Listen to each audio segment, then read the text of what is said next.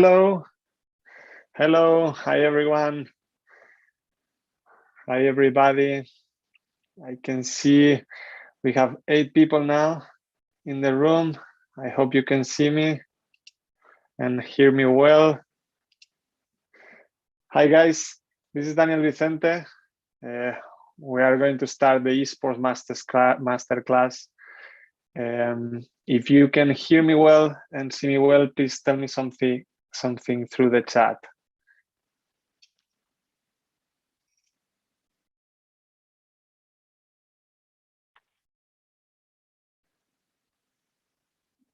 Hi everyone. Hi Albert. Hi Africa Esports Series.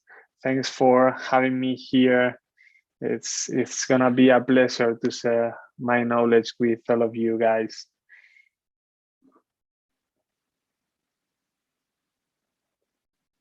Hi Joshua. Hi Albert. Again. Okay, guys. So if you agree, we are going to start with the presentation. And saying hello to everybody that is joining us. Brian, hear and see you loud and clear. That's fantastic. Okay, so let's start the presentation. First of all, I would love to tell you that this masterclass is for you. So please feel free to ask. It will be fantastic if this is more interactive that only me sharing my speech. So please feel free to ask 100% every time you need. And as soon as I have, I see your contents and I have the time, it's the moment I will answer your questions. Please do not hesitate to interact and to ask me your questions. So, okay, I'm gonna share my screen and start the presentation.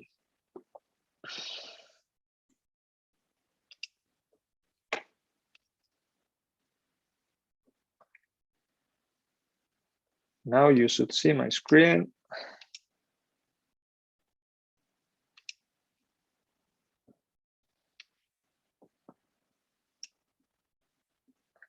It's loading.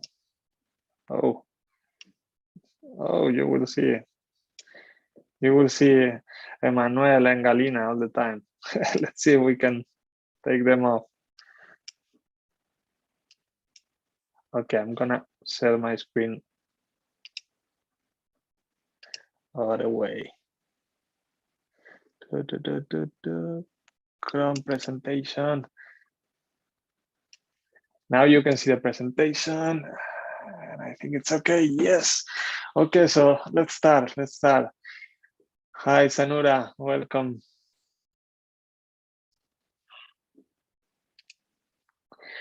Okay.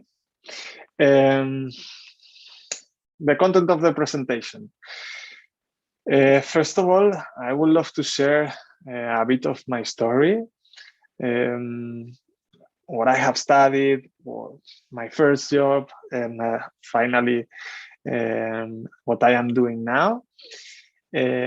Afterwards, I will share the digital strategy and products of LaLiga, and in order to introduce how LaLiga faces the esports project at the time, that everything started with gaming. So that's what I will try to share with you on this part of the presentation. Sorry. After we will do a comparison between esports and sports industry. So I will try to explain you the basics of the esports industry through the sports. Most of you know about esports. I know you. Some of you are gamers, so you know very well the esports industry. So this will be a very basic part of the presentation, but my goal will be that you understand the different the differences between both industry, so you can take for the esports industry some knowledge from the sports industry, and I think it's gonna be good knowledge for you. Then afterwards we will go to the strategy around esports, and for the end of the presentation we will go deeper on LaLiga program, which is the esports competition of LaLiga, and I will give you an overview. Okay, so let's start. My story started when I was 17 years old. My father was a basketball coach, and I always loved to help him during matches and during the trainings. So I realized that I wanted to work on sports, that I really love sports, and I decided to work on this industry. First, at the beginning, as a passion, but afterwards it became something more and more real, and now I'm 100% involved on this. So my father told me to help him as a coach. I did it, but in addition, he told me to have the possibility to become a basketball referee, and I tried. I was very young. I wanted to get some money in order to fund my trips. I love to do sports, snowboarding, surfing. So I wanted to buy different gadgets, different stuff to do sports, and I needed money to do that. So I said yes, and I started working as a basketball referee from 17 years old until 25. So basketball referee was a job, obviously. I had to do it during the weekends, which was not very cool thing for a 17 years old, but it teach me a lot. And one of the things that it teach me is the perfection. So I don't mean that I was perfect, but it teach me how to become better and better until trying to achieve the perfection by repeating things many times and keep going and going and improving your skills through something. So that was something I have learned there, and it helped me during my career, not because I'm doing perfect everything, but because I know how perfect I can be. So there is always one step forward that I can go. And so I really enjoy this period, referring, also because it was a job, but it was a passion, and that was amazing. Work with around something that you love, it's fantastic. So afterwards, I decided to study at the university, Bachelor of Science, Marketing and Market Research. That's what is my background. Afterwards, I traveled to Italy, and I was living there for 1 year, learning Italian. Afterwards, in England, learning English, and after that, I came back to Spain, to Madrid. I moved from Valencia, my hometown, to Madrid, and I started to study a master degree in sports business organizations, and the goal with this job was, with this master, was finding a job in the sports industry. I was looking at the different teachers that passed through the classes, and as soon as I saw someone that made me feel something, I told her, I want to work with you, and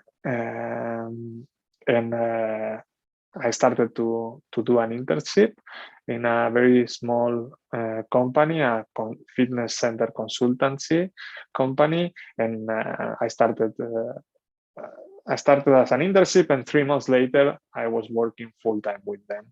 So I found my first job in the industry. And in this job, I was building fitness centers around Spain. And I created a small marketing department in the company, offering services to these fitness centers. And then I studied graphic design and web design, and then arrived LaLiga. I saw an advertise through internet, and I saw that the skills they were looking at were exactly mine. So I decided to applicate, and 15 days later, I was working for LaLiga in a very small company, 45 people. Now it's a company of over 600 people. So big growth in the last few years, and it started a new story. And this is my story in LaLiga. I started in 2009, and I started working for a project, like a loyalty program project, but this project went bankrupt very soon. And I have almost nothing to do, so I decided to create or to start working in different projects that I thought were interesting for the company. And I work on the social media project, Facebook page and Twitter account. I was one of the youngest person in the company, and I was working for the business development department, business development director in the marketing department. So he wanted to do new projects, and I proposed him to start this project, the social media project. He told me, go ahead if you can do it. And I became the first community manager in LaLiga. For 9 months, I was publishing by myself in the Facebook and Twitter account. It was crazy period in my life, following every match, every result. But it was I have grown a lot too, so I'm very happy. And the most important, I started to create a new story. I became the digital guy in LaLiga, and I was allowed to do different projects. Another big project at the time was the official app. So we created the first app, and we started to figure out some small games for the company. And in 2013, everything changed. Javier Tebas arrived to LaLiga, the actual president of the company. He had a lot of energy. He had a lot of focus on digital, on new business, on making the company a very big company.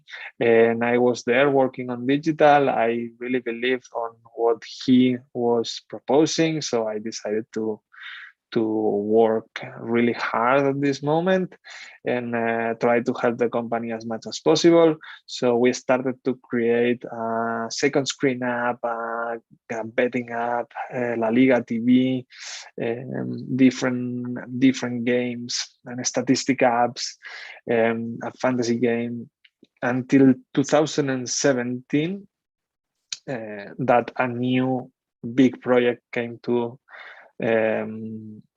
around. LaLiga was the esports industry. We realized that the esports was the next big thing, and was very related to gaming that we were pushing hard in the last few years. So we started to study the ecosystem, and we realized there was a big opportunity. So we started the esports project in LaLiga that now has become one of the biggest projects in the digital area. And okay, that's until September 2020, when I leave the company, and I started my own consulting company.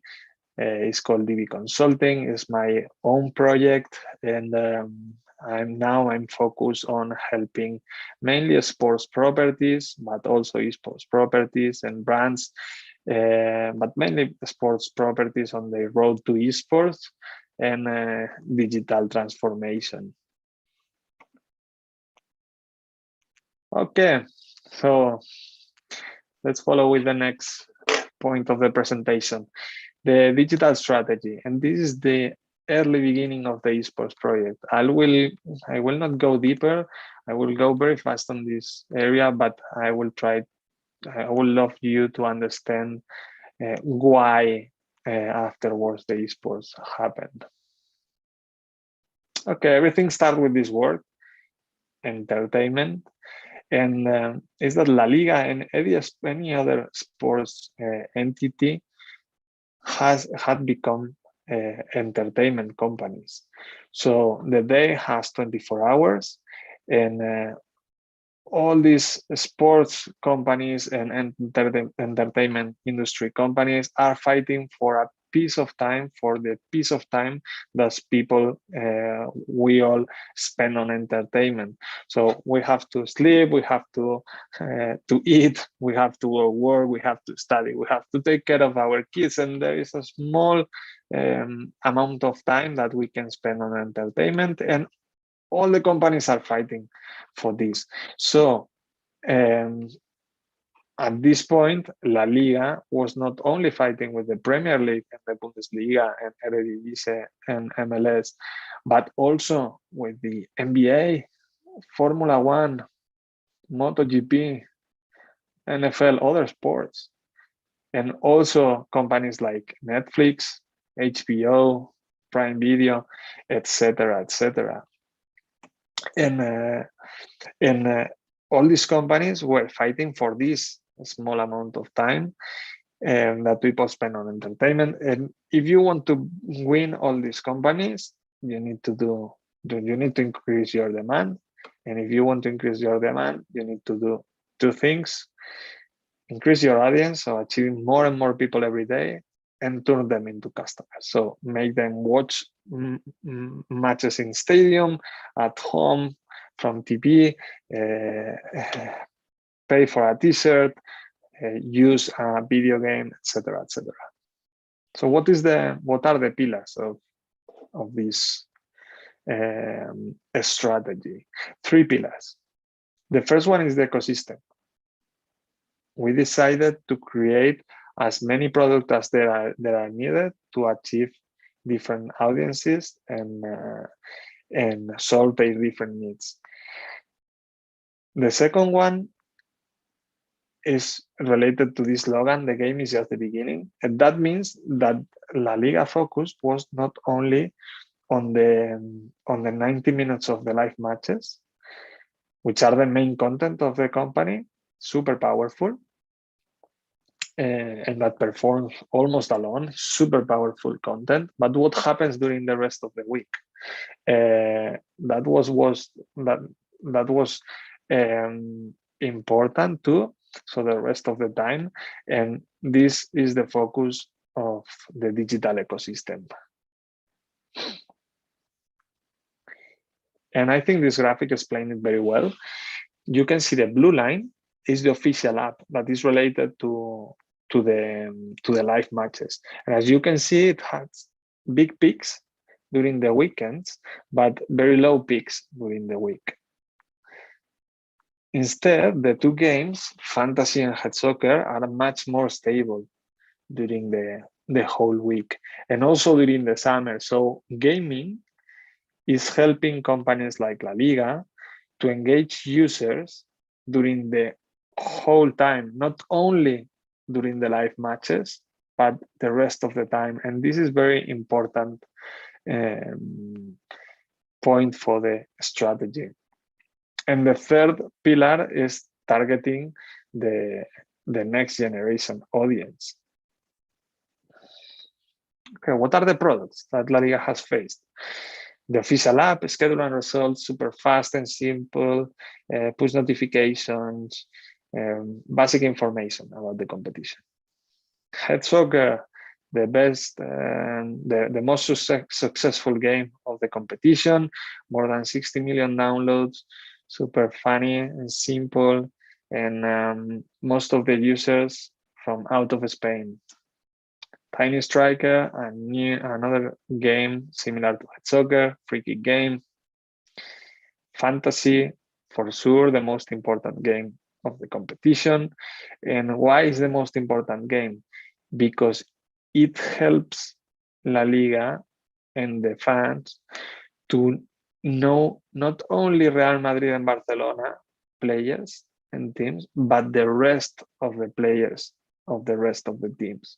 So for winning your friends in the fantasy game, you will have 100 million euros budget to spend in buying different players. You will buy different players during the week. Before the weekend, you will do your lineup. And based on what will happen in reality during the live matches, based on the performance of the players, you will get more points or less points for your team, fantasy team. So in order to win, you need to follow the whole competition, not only the biggest matches, Real Madrid, Barcelona, Atletico, etc., but you need to follow the whole competition, every team. So let's imagine that you are playing the fantasy game, and you are a Real Madrid fan, but you have 3 defenders from Athletic Club. Probably, if you are not a super fan of the competition, that you love to follow every match of the competition, you follow your team, as many of the fans of La Liga. You will not watch an Athletic Club match. But if you play fantasy and you have 3 defenders in your fantasy game, you will be more likely to watch an Athletic Club match, because you need to follow the results, because you are involved in the product, in the competition through this product, through fantasy. So fantasy helps a lot to increase engagement with users, and this is very, very powerful from a national and from an international perspective. A betting app, LaLiga Sports TV, the OTT platform of La Liga, very powerful for the strategy of the competition, also to understand how to run the business. And this will be the Netflix of La Liga, the OTT platform. Club platform, this is a project that we started in 2017 working on this, and we realized in 2017 that only 15 clubs of La Liga had an official app. So the iPhone was launched in 2007, 2008 in USA. 10 years later, only 10 clubs from La Liga had an official app. And that was a problem. La Liga realized that, so started this project to help the clubs on their goal of digitalization. Today, in 2021, 37 clubs have an official app, and 24 in the platform, and the rest have their own proprietary app. So the goal has been accomplished. The most of the team have an official app. La Liga had launched a game for kids between 4 and 11 years old, and the goal of this game is that fathers and mothers spend some time with their kids playing and enjoying, having fun through a game around La Liga brand and clubs and players. And hopefully in the future they will remember these moments, and they will go to live matches and follow their team. That's the goal of this game. Top cards, gacha game, card game, awards, like kind of Scrabble game, and some other innovations.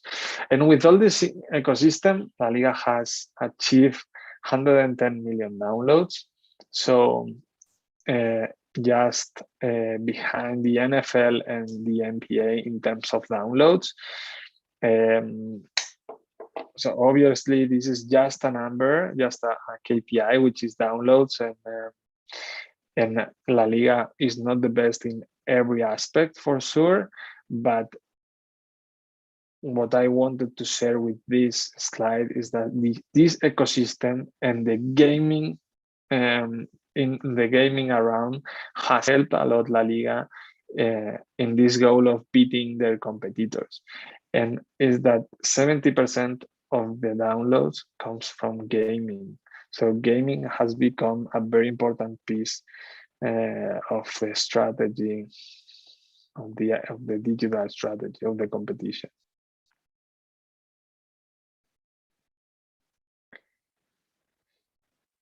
Okay, another important KPI that make this strategy super powerful is that gaming.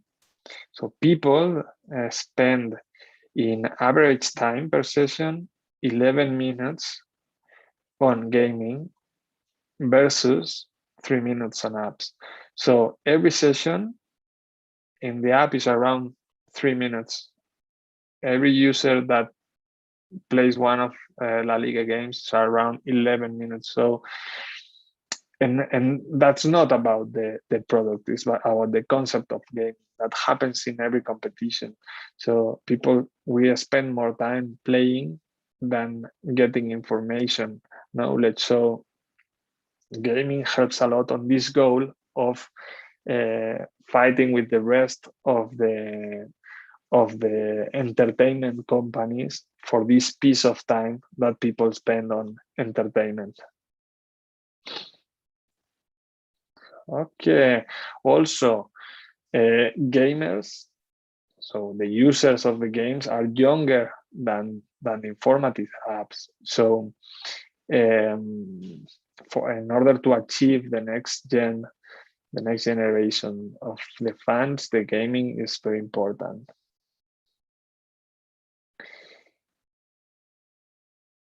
Okay, I will have a look on the questions.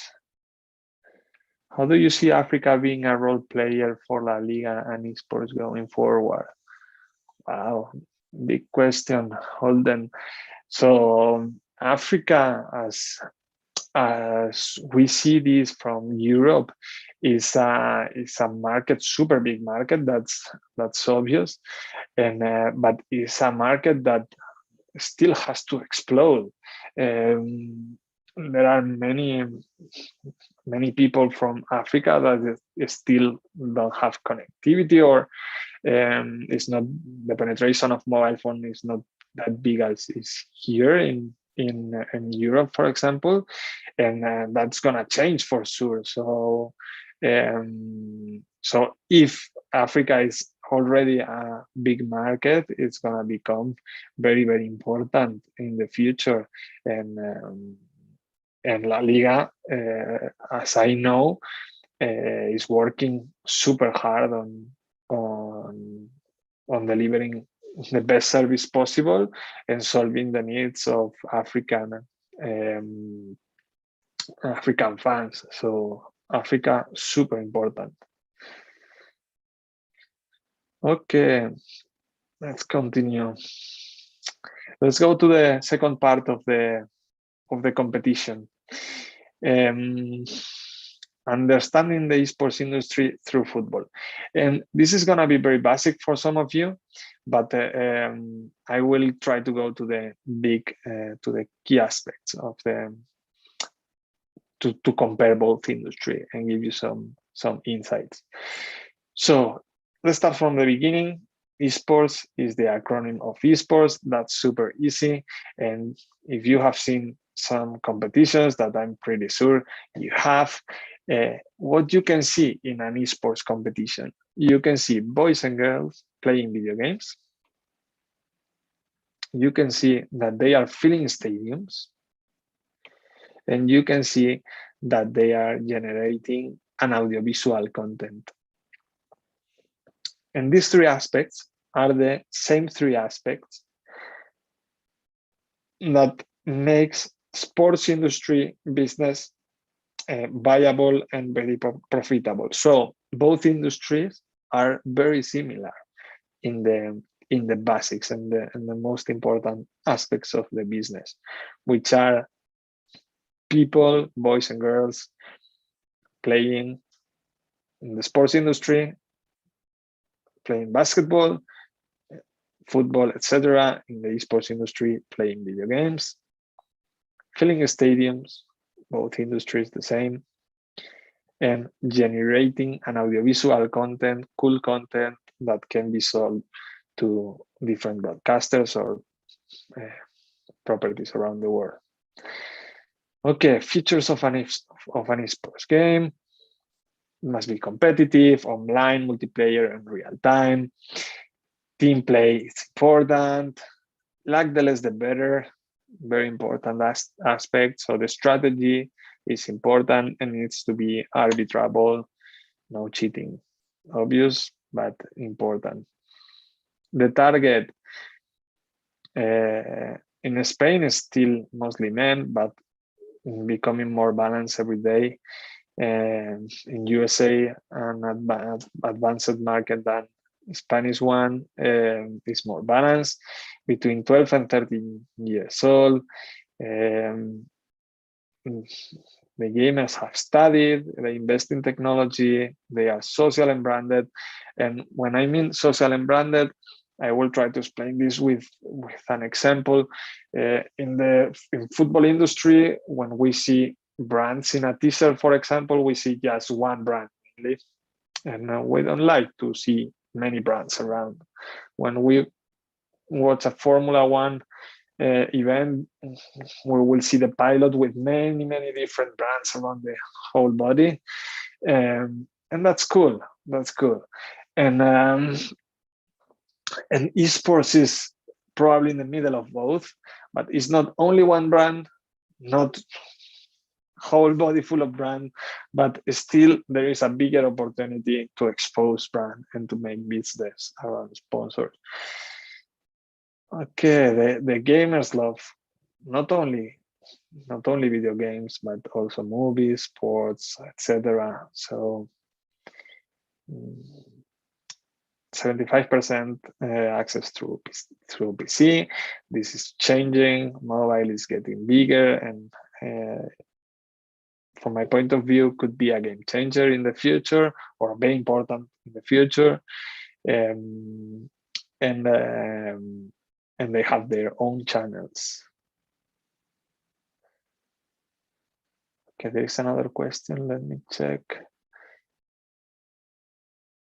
I have a question. How can have usage of apps to promote local competitions in Africa? As you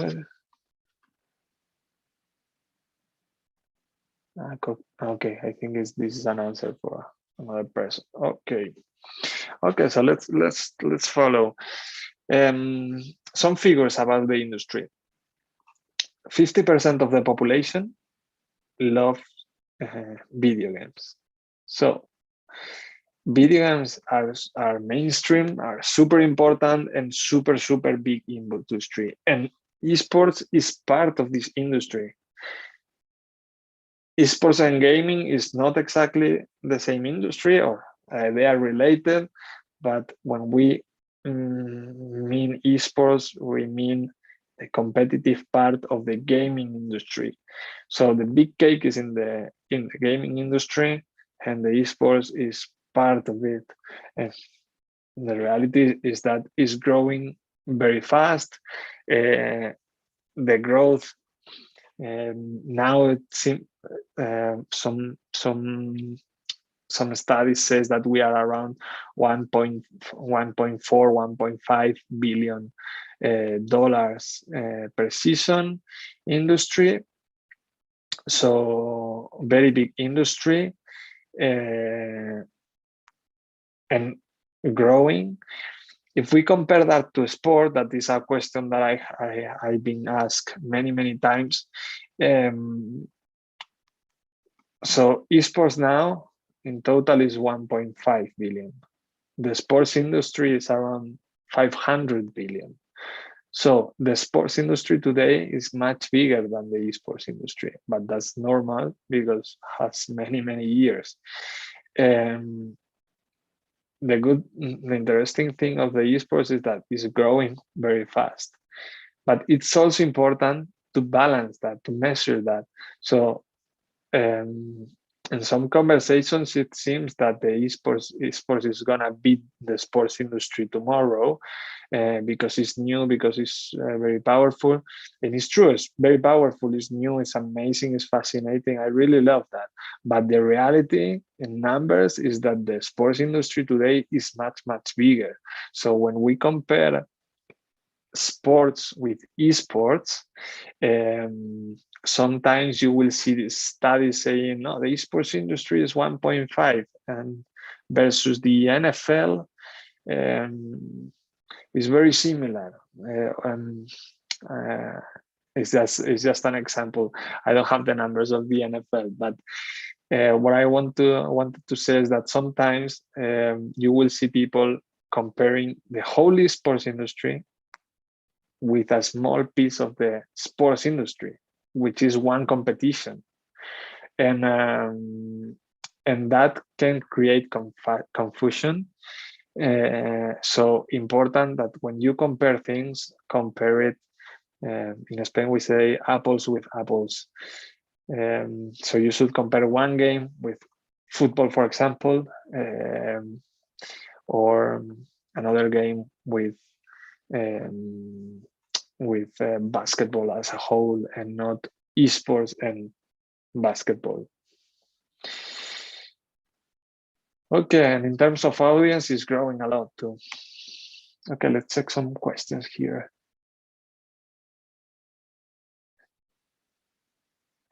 Can we focus on social media apps, or do we need to develop special apps for this task?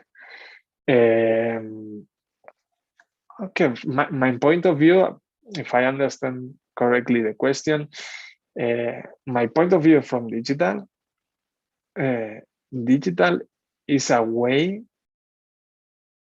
to do business. So digital is an amount of tools and that allows you to achieve many customers all over the world, anywhere, anytime, 24 hours per 7, in a very simple and fast way. And that's the powerful of digital. So in at some point you should build your own product. At some point you should use social media existing products. My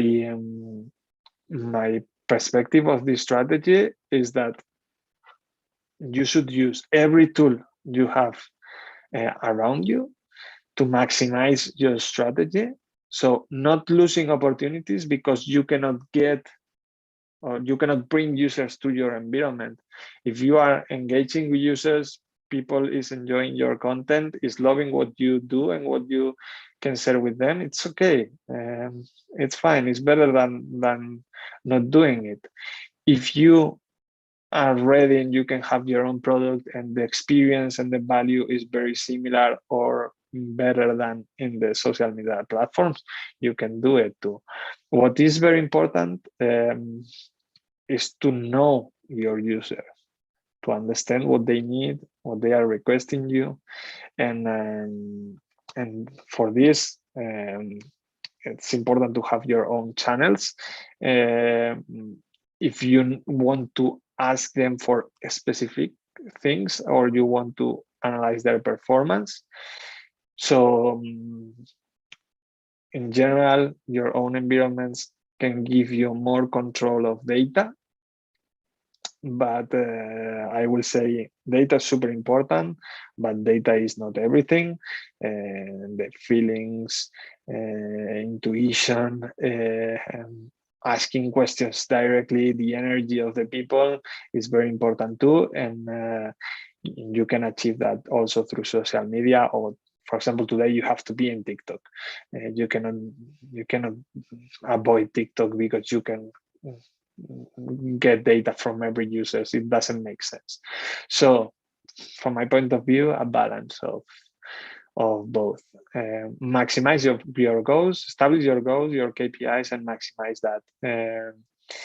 And then you can choose different platforms and products. Thanks, Albert, for the question. Okay, so keep going. Women in esports.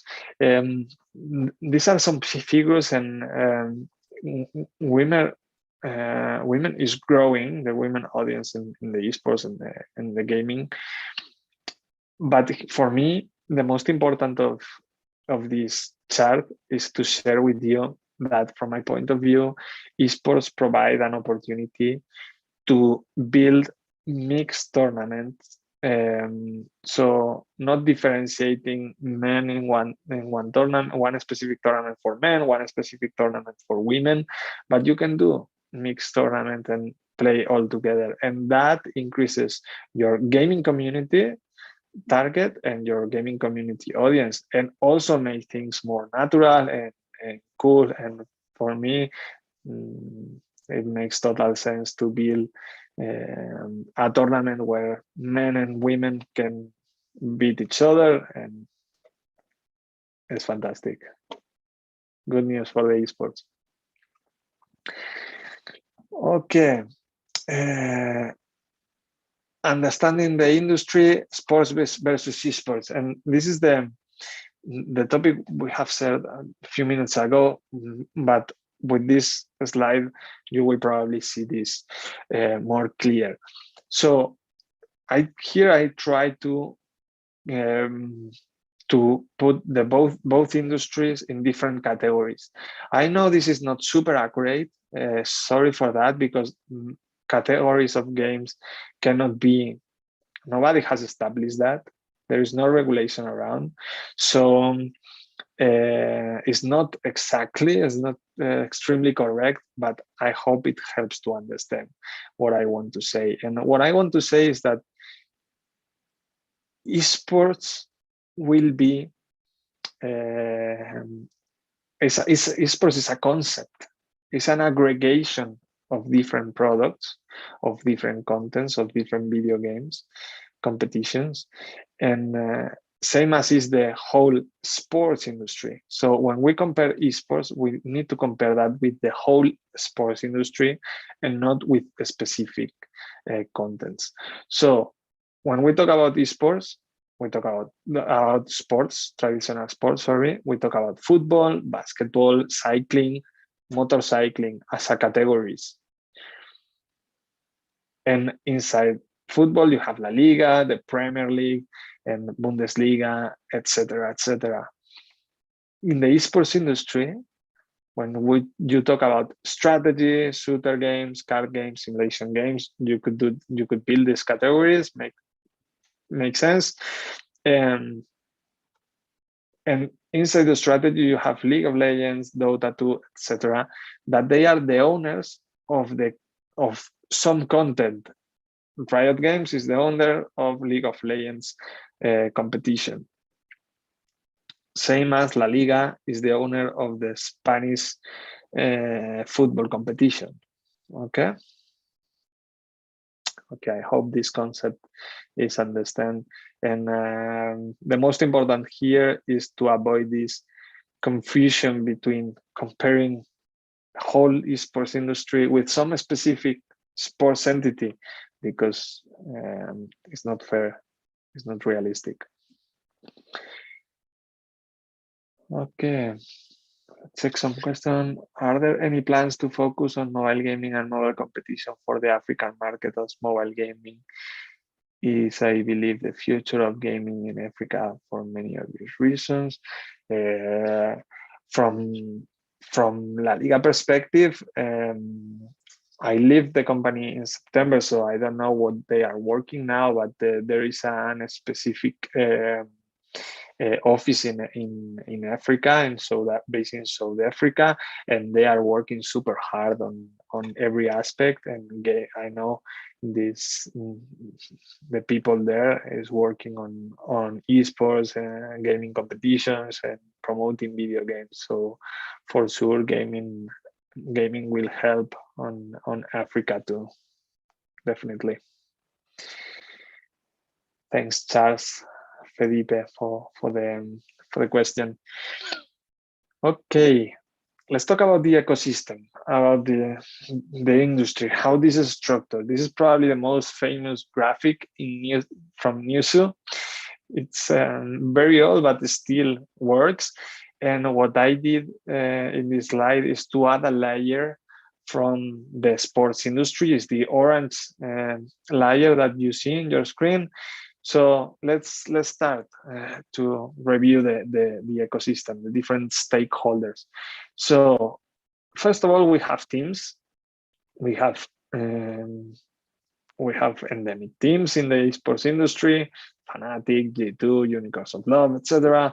And we have Barcelona, Real Madrid, Chicago Bulls, Ferrari, etc. Different teams from the traditional sports. There are brands and sponsors, endemic brands from the esports industry, HyperX, Intel, Logitech, etc. But there are many other brands that now are interested on the esports industry, and they are already working. And there are national tournaments like LaLiga Santander, and international tournaments like the Champions League. There are different channels like Sky, ESPN, and when you can watch football, but if you want to watch esports, you should watch it through Twitch, mainly. And the two most important stakeholders from my point of view, one is the players influencers, which is a bit different from the sports industry, because in the sports industry there are influencers like players and also some casters, but in the esports industry, these players and influencers have a very important role. Have a very important role today because they influence many people. They have very big fan base, but from my point of view, they could be key stakeholder in the future. And first of all, because they have this fan base that they can activate. The fan base is okay on paying, on sharing money with them in order to create extra content or build their own projects. So at some point, these influencers will have access to funds to build projects. And a few weeks ago, I was listening a chat in Clubhouse in this new voice app from some people from USA talking about the industry. And someone said that what will happen if some company will build a game, or some influencer will build a game for itself. So now influencers are using games from other companies like EA Sports, Riots, etc., and they are creating content around. But why not at some point these influencers could create their own games based on what they need exactly to create the best content possible? That could happen, and at some point could be a game changer. So from my point of view, players, influencers are playing a big role now, but in the future could be very important. Okay, and the last and the most important stakeholder in the industry is the publisher, is the owner of the game. If you compare that to sports, LaLiga is the owner of some rights. It's the owner of the audiovisual rights of the Spanish competition and sponsorship collective rights. but there is the federation above that affects the decision of LaLiga. There is UEFA that affects the decisions that LaLiga can take. There is FIFA that affects the decisions that LaLiga can take.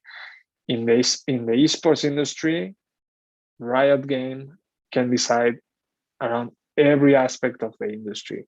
And this is, from my point of view, a very, very important aspect from the esports industry, and that makes a big difference. So the sports industry is much, much more regulated. The esports industry is less regulated and is much difficult to regulate.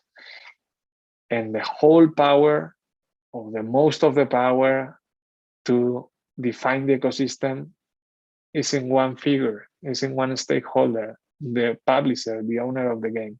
They can build or allow the teams that can play in their competitions. They can allow the competitions that can be done or not, can be built or not. They can also change the game if they want. La Liga cannot change football as a game, cannot regulate how we play football.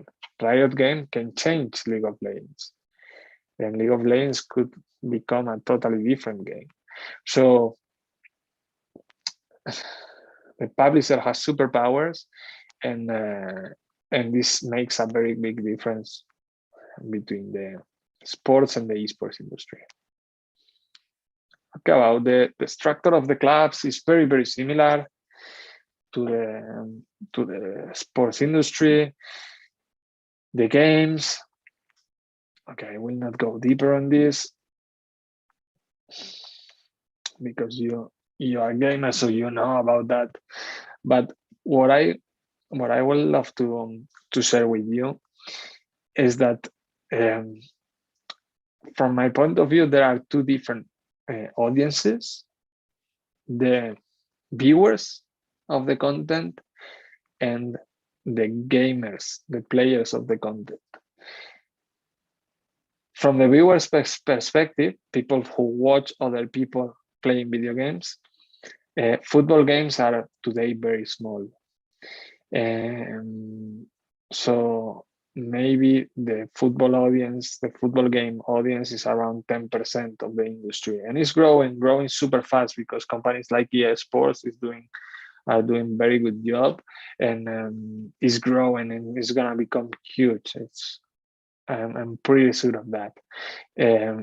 But still is far away from League of Legends and some other games, and probably there are different reasons.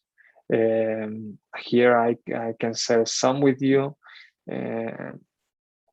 One of those reasons could be that they are traditional one-on-one games versus 5v5, for example, of League of Legends.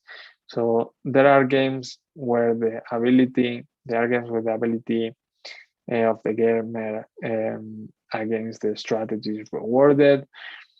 So if you are very good with your hands, you can win. In League of Legends, you need to put a lot of focus on strategy, also on skill, but on strategy too. And you need to play with your colleagues in a very proper way in order to win. So strategy is much important. The AI of the machine plays a relevant role.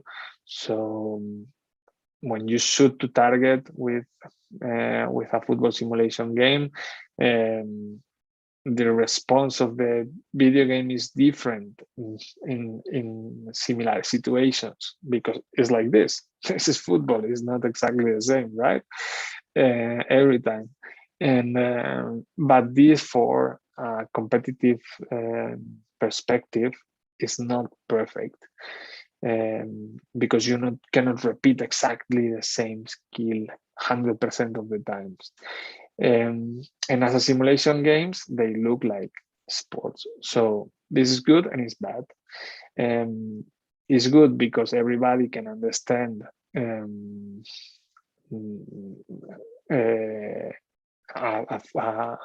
a football simulation match or an NBA 2K game.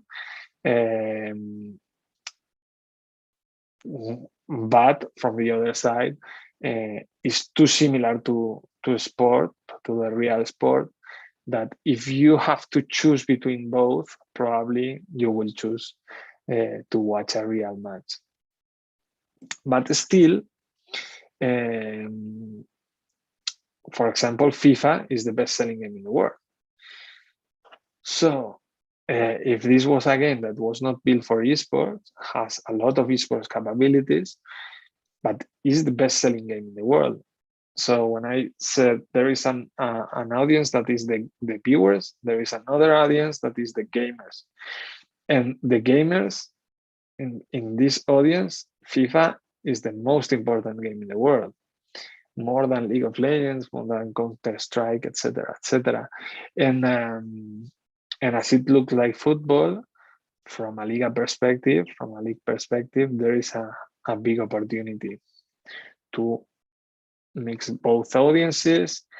So if you have a big gaming-based audience, and you can target your football audience and put it together and mix it at some point, you will have the chance to build a very nice story. Okay, where is the money at the esports industry? As we mentioned previously, the most of the money is in the publisher's hands. So the owners of the games are the one that they are doing the most of the money. So if you want to build something, it's better to be close to them than being far away from them. Another way to get money from esports is events organization. You can build a competition and you can build a profitable business around. New jobs, specialized commentators, coaches, sports directors, referees, different managers, all the staff, all the people working around the esports, like me, or I'm pretty sure some of you. Advertising, merchandising, sponsorship. Sponsorship is probably the main source of revenues, apart from the publisher, which is more gaming than esports. And sponsorship is one of the big revenue streams. Audiovisual rights, that there are some revenues around, but still very small compared to sports. So if you compare the whole amount the 500 billion euros of or dollars of the sports industry, probably 90% will be around broadcasting, audiovisual, TV rights, and the sponsorship will be 10% or less. Esports industry, the most of the money, apart from the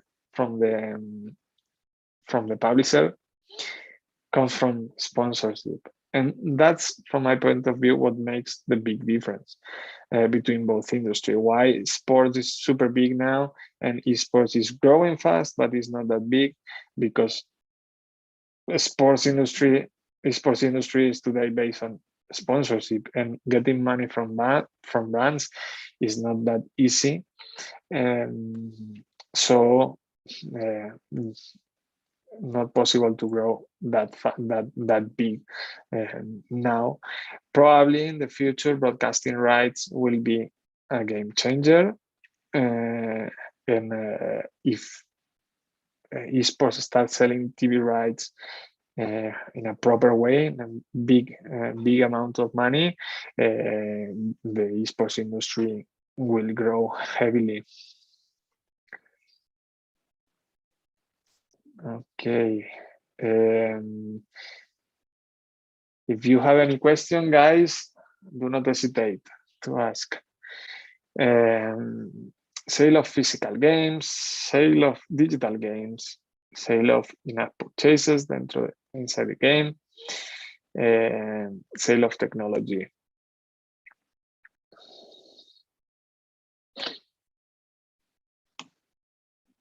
Okay. And what is the relation between, so why La Liga has decided to go to esports, and what is the relation between both?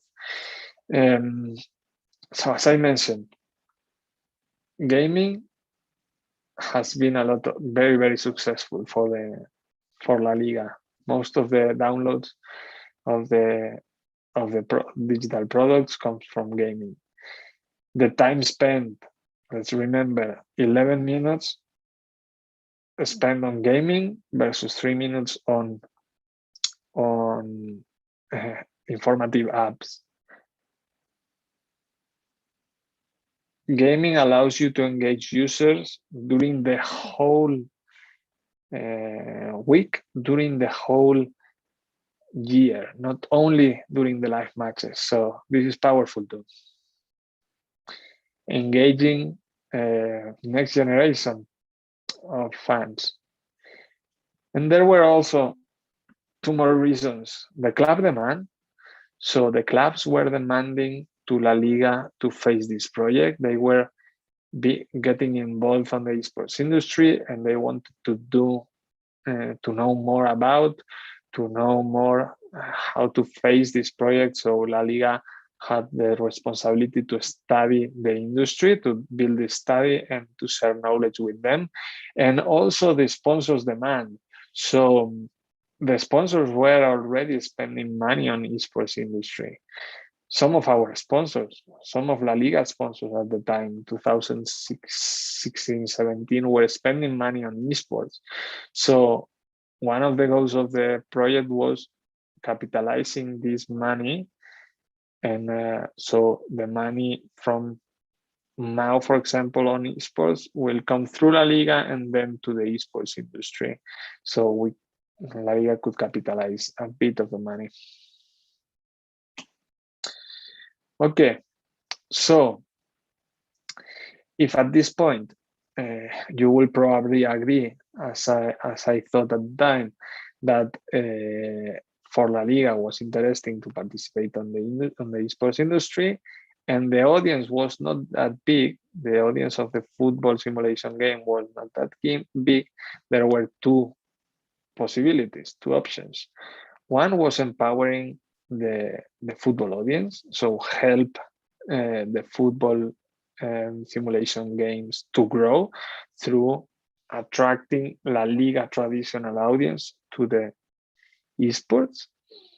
And the second one will be using the current audience of the esports, and that means working on through different games like League of Legends, Counter-Strike, etc., etc.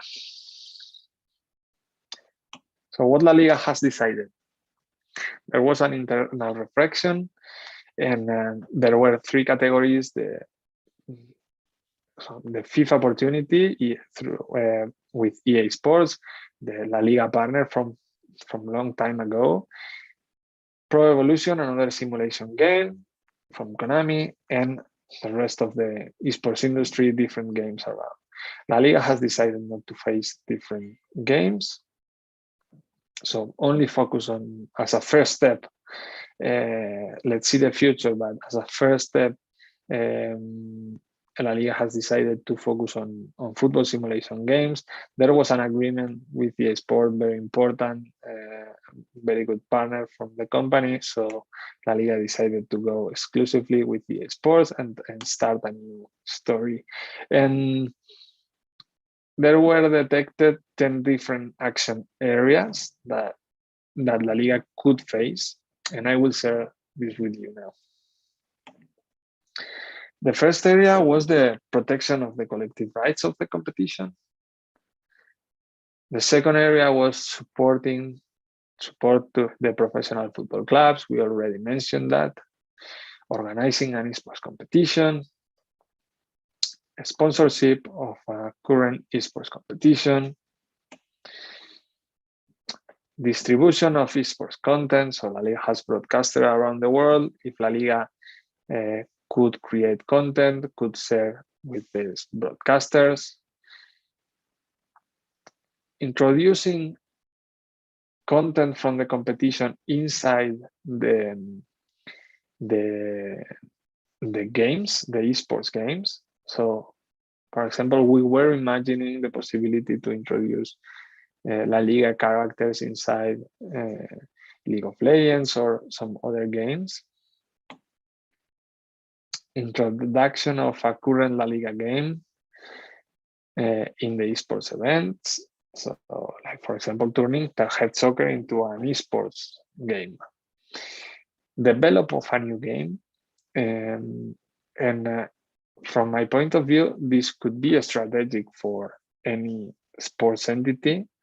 So if we mention that the publisher is the main stakeholder and the one who has the power to create the industry, from a sports entity perspective, if you could have a game that you could control and you could create the industry around, you will have more power on this. So this could be a game changer for the different sport properties around the world, from my point of view. Use of football stadiums and facilities to hold esports events, and creation of professional esports teams. So the competition could create their own esports team, will be another possibility. Okay. So LaLiga has decided to face different projects. One was the Adrenaline Challenge project, a game like Hearthstone, but from football. So exploring this possibility, has created an esports team. This is the first esports team. Cool. My thoughts come to my mind about this story. This team was, for example, traveling to China to play against China esports team. Was really cool story. Okay, some big learnings until this point. So publisher as the main stakeholder, the one that has superpowers and can build and modulate the industry. Pay attention on the publisher. If you want to build any project, contact them. Figure out the regulation, what they allow you to do or they do not allow, because otherwise you could invest money on something that is not viable afterwards. Esports is based on independent games. So when we talk about esports, we are talking about a concept comparable to sports, but esports is this concept, but the real esports is League of Legends competition, Counter-Strike competition, Fortnite competition, and with a big difference with the sports industry, that sports is more stable because has been here for a long time and is regulated. And esports is more dependent on the games, on the success of the game. So now we have some games that are super successful that probably in 2 years will disappear, and some new games that will come out to the scene of the esports and will be super powerful. So when you build a project around esports, you need to take care of the games, and this is very different than the sports industry. Fast growing, so there is an opportunity also if it's not that big as sports is growing a lot, and so there will be job for most of us, and there is a very good opportunity. Influencers could play an important role in the future. This is my point of view, but day by day we can see that the influencers are taking a most important role. They can influence many fans, and they can create their own projects doing the things as they love to do. not based on brands, not based on any regulation, just doing what they want to do. And this means a lot of energy and a lot of very, very powerful gamers and viewers to audiences. So there is the viewers audience, people who watch other people playing video games, but pay attention also on the gamers. Spending time playing is super fun, and if you can embed your brand or find your opportunity inside the game and achieving these gamers could be an opportunity. And mobile and online platforms could be a game changer for the future. So now the most of us play esports through computer or through consoles. In the future, as soon as connectivity is better, the mobile phones are much powerful, the mobile games through mobile are much powerful and have more capabilities. More people will play mobile. This is happening now and will grow in the future. So pay attention on the mobile ecosystem.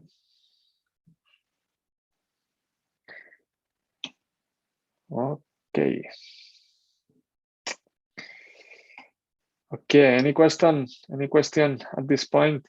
Please feel free guys to ask.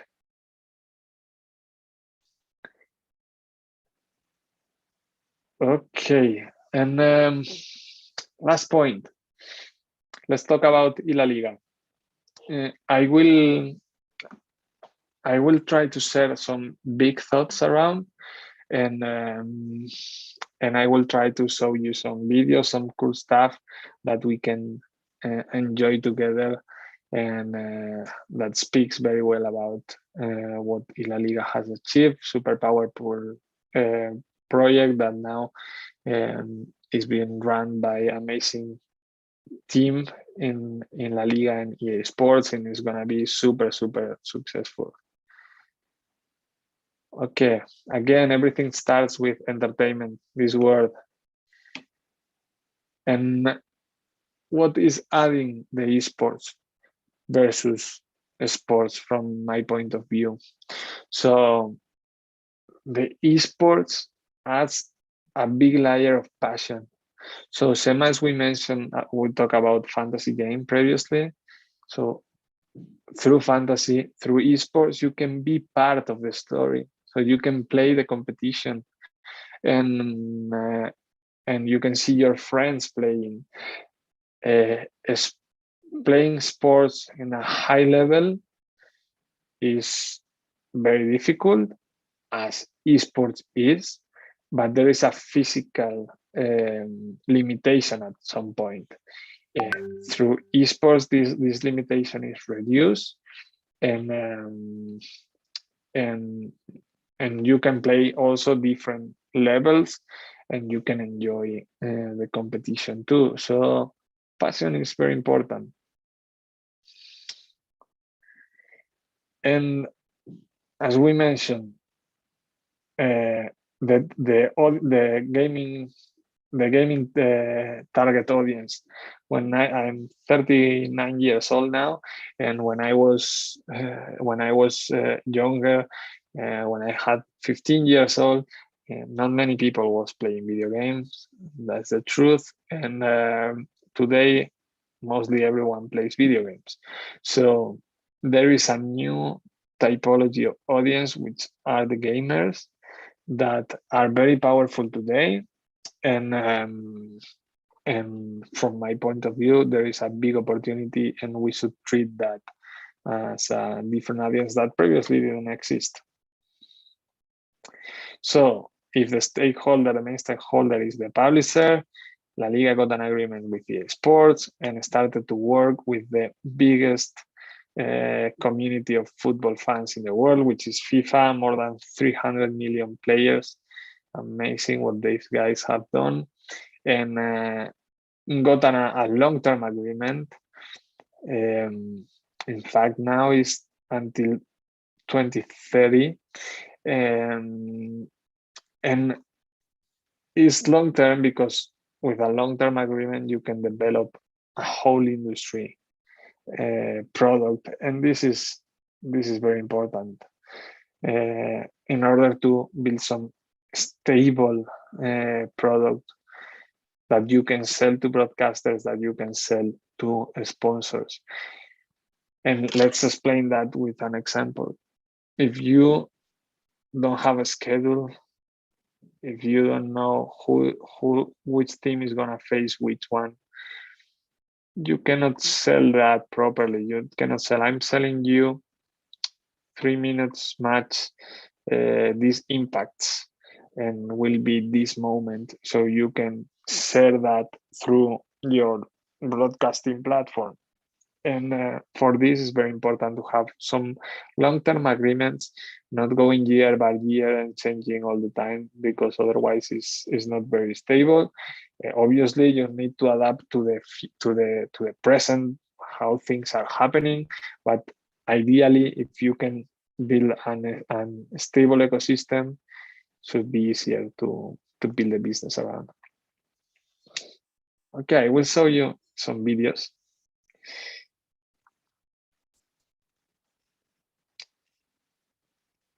Okay, before the video, let's talk about the format. So this is the website of the first, what now is called LaLiga.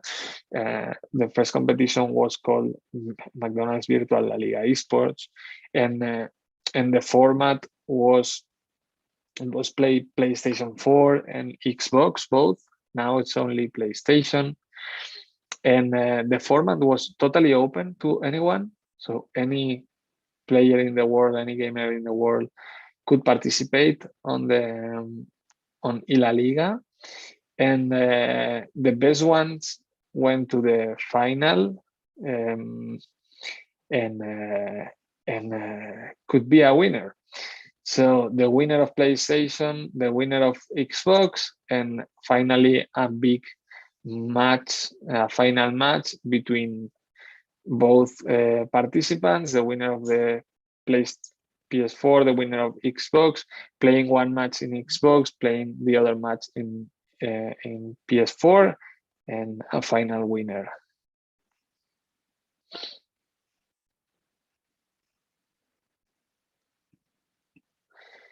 Okay, so that was the format of the first season.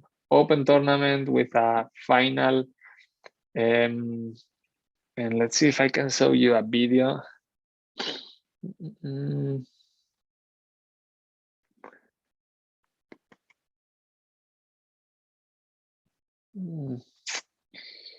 not sure if I have that. Let's see here if there is any video. No, I'm sorry for that. Okay, let's keep going.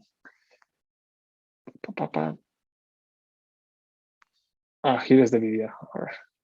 Let's see if it plays. No, it doesn't play. Okay, what was the format of this season, of the second season? The first season was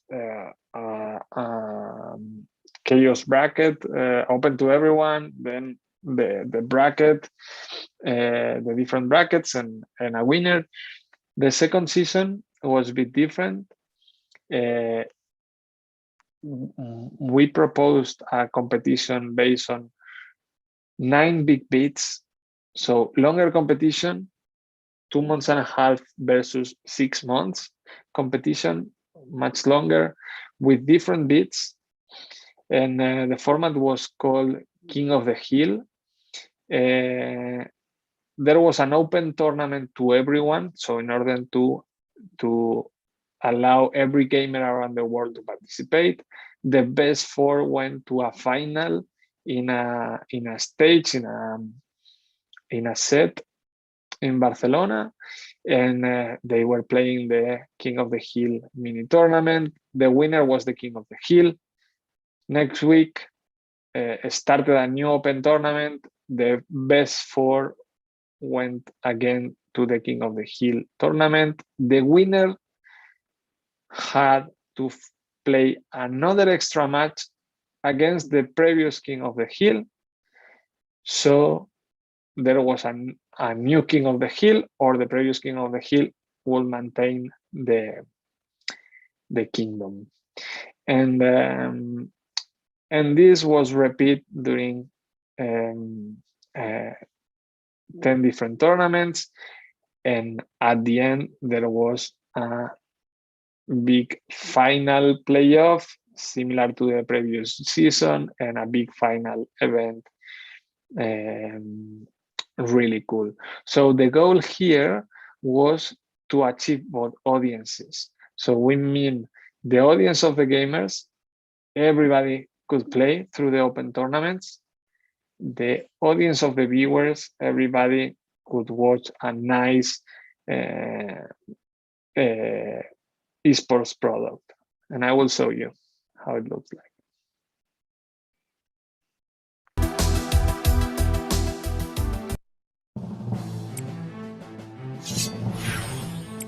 Oh, Al. No.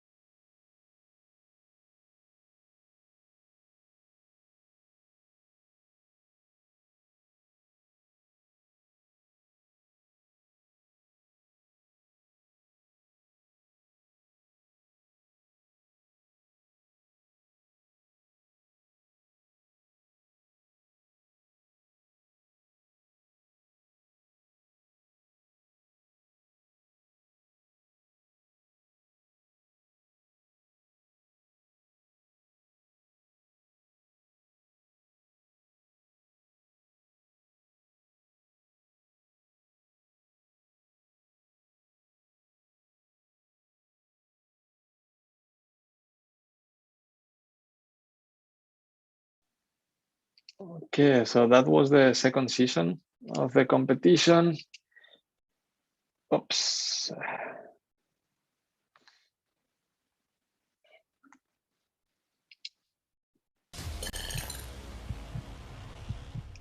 Bienvenidos, damas y caballeros, por fin tenemos ya la grandísima final de Virtual LaLiga Esports Santander. Los 8 mejores jugadores de España los tenemos aquí hoy y se van a repartir un prize pool de 100.000 euros. Por dentro están muy nerviosos. A mí me impacta el estar aquí, lo que mueve todo esto y disfrutar de un día como el de hoy. Comienza el partido, comienzan las grandes finales con un auténtico partidazo. Ronaldo dentro del área. ¡Ay, ay, ay, ay! ¡Ay, la que puede tener! ¡Empata JRA in extremis! Gareth Bale dentro del área, Gareth Bale. ¡Otra vez Gareth Bale! ¡Qué jugada desde la banda derecha! Zidane tiene que acabarse ahí, dice ¡final! ¿Cómo celebra? ¿Cómo celebra? ¿Cómo celebra Zidane? Que se lleva con mucha emoción esta primera ronda frente a JRA. Nos vamos a ir hasta el partido entre... Okay. Increasing the value of the season. Okay, next season, we decided to try a different type of format. This format was based on big bits. So instead of building a more regular competition mixed with big bits, we decided to build a competition based on big bits, 3 big tournaments, a kickoff, a mid-season, and a grand final. And it was better on the quality of the broadcast, but the results of gamer community and users, viewers were less than the previous season. So the King of the Hill format was really cool, combining both audiences.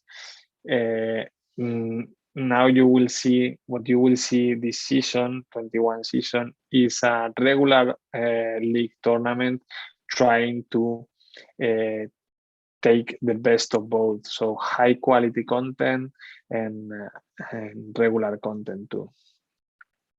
Sponsors, very important in the competition. Santander, the main sponsor of LaLiga, helping. Some insurance, cars, Visa, PS4, Movistar, main broadcaster of LaLiga, and Pull&Bear, clothes, Zara Group. So different sponsors, powerful companies, but that they were also adding some extra value to the competition.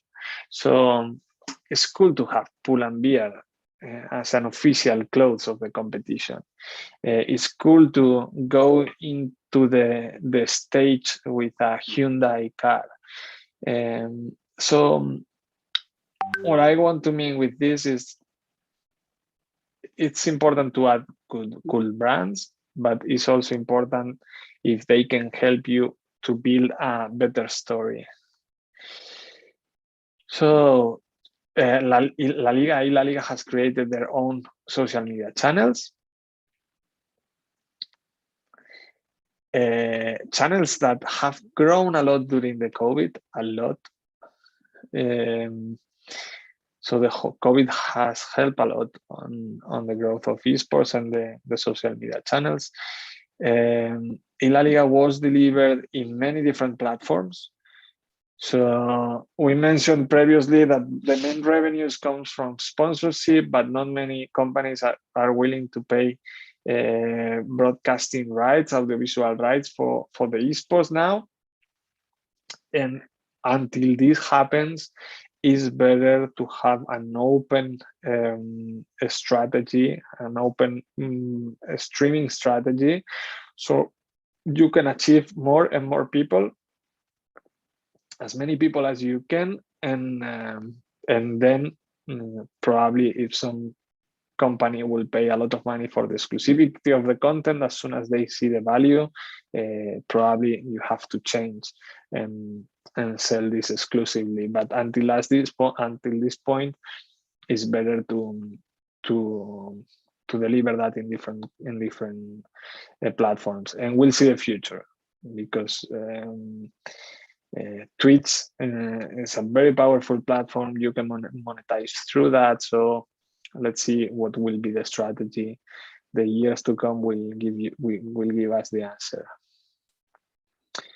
So as a structure, as I mentioned at the beginning, LaLiga has decided to open the tournament, and every amateur player could participate. This is an option that some leagues are using, but some others, and now LaLiga is going this way, is closing more and more the ecosystem for their clubs. So the goal of these companies is helping their clubs to grow. So it makes sense that the brands that appear in these competitions are the teams, the official team brands. So how trying to introduce everybody every energy and company and talent of the industry into this more closest ecosystem.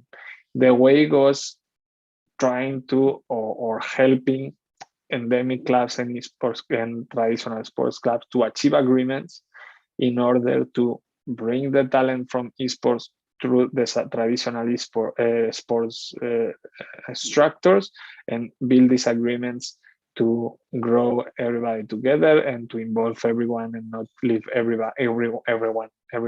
anyone behind. So, for example, Zaragoza has an agreement with Dax, Villarreal with Culas, Sevilla with Giants, Betis with Cream, etc. So previously was Dax t-shirt, now it's Zaragoza t-shirt.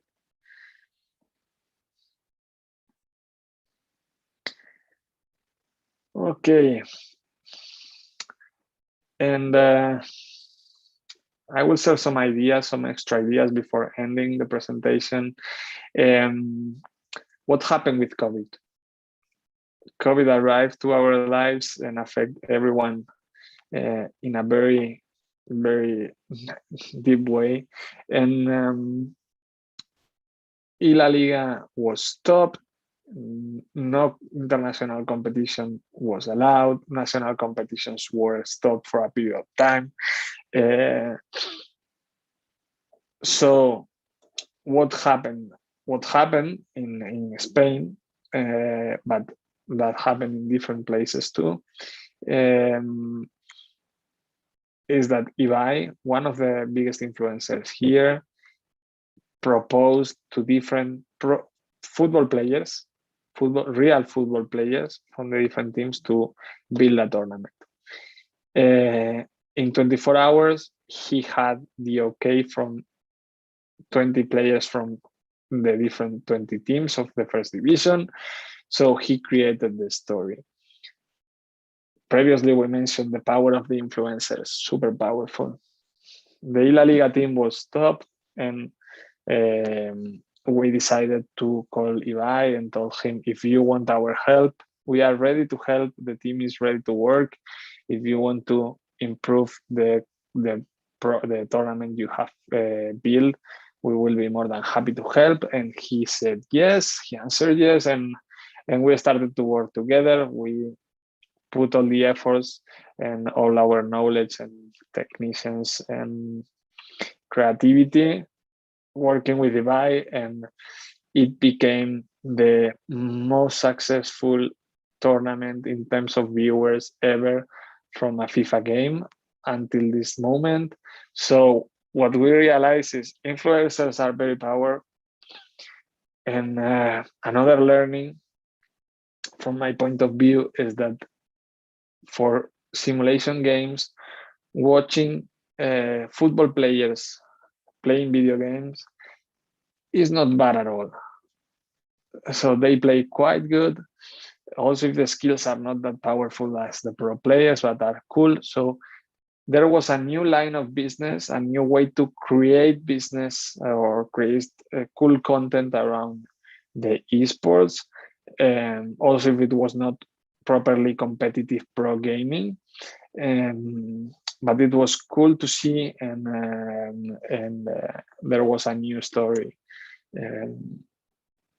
So cool stuff after COVID happened.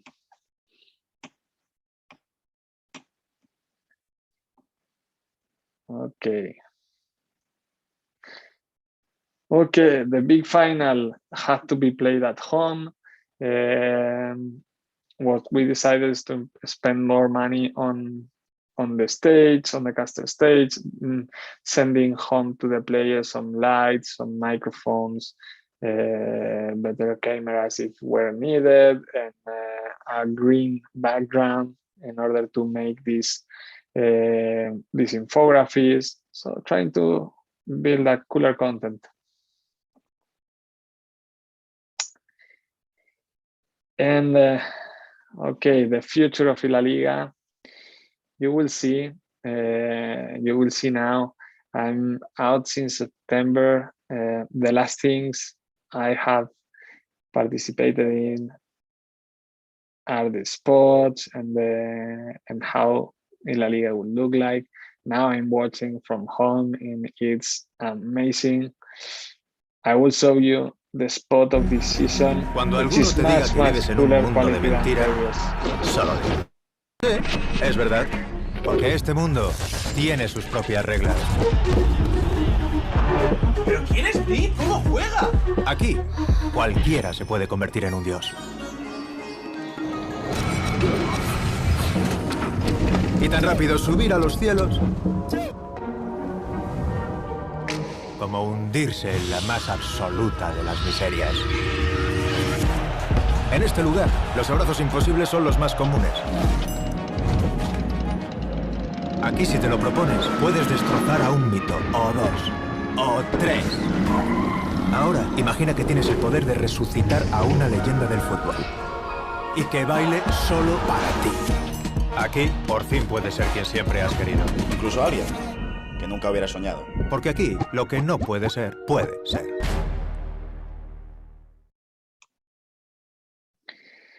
Okay, so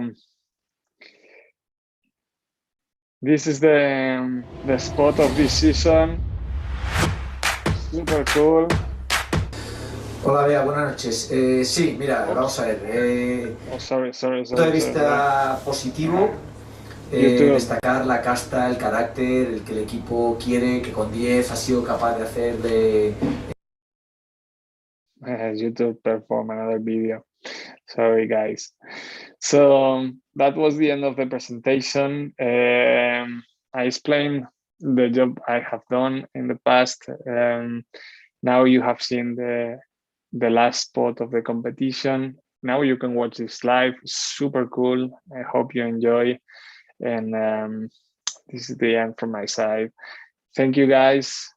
If you have any questions, feel free to ask. Otherwise, thank you so much for listening.